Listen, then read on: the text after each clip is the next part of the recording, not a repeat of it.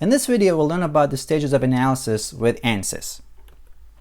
There are three main stages of analysis using ANSYS, mainly pre-processing, solution, and post-processing. We'll explain each of these stages in this video. During pre-processing, you set up your analysis and you begin with selecting the element type. Element type determines the nature or the physics of the analysis, so basically what equations you want to solve. It could be beam equations or acoustic equations, heat transfer, structural equations, depending on what you are trying to solve. And based on the element type that you pick, you will define material properties. In solid or structural mechanics or structural analysis, you define the appropriate structural material properties. For acoustics, you define the appropriate material properties, so on and so forth. Some element types like beams, shells, lengths for trusses require section types. Basically, the cross-section of a beam or the thickness of a shell is defined using section type and section data inputs.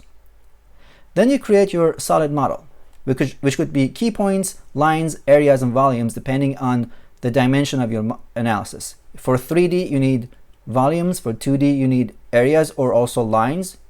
You could also use lines for 3D. Basically, when you have beam or truss, you will use a line to create your beam, and it would be in 3D.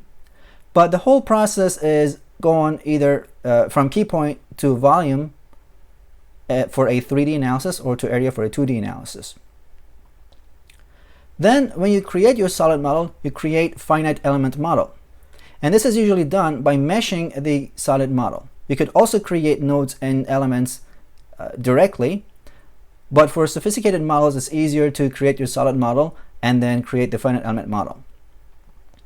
Every finite element model is basically composed of a finite number of elements, which have nodes at its corners and maybe the midpoints of the edges to solve an analysis.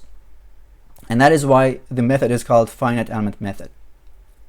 After you do all of these stages, you define your loads and boundary conditions, which makes your analysis ready for solution.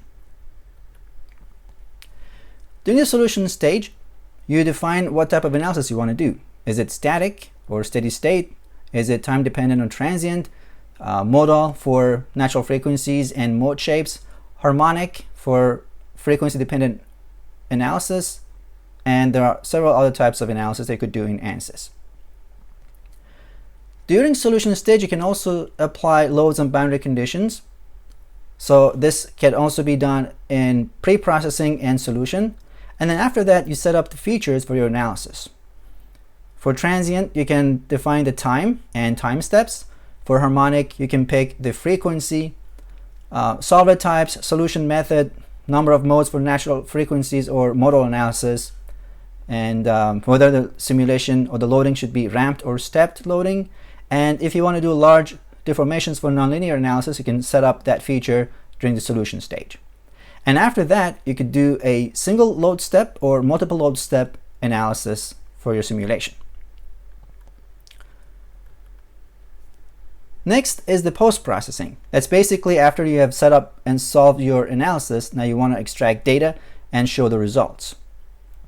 You could get nodal or element solution plots for displacement, stress, strain, temperature gradients, or acoustic pressures depending on the nature of your analysis.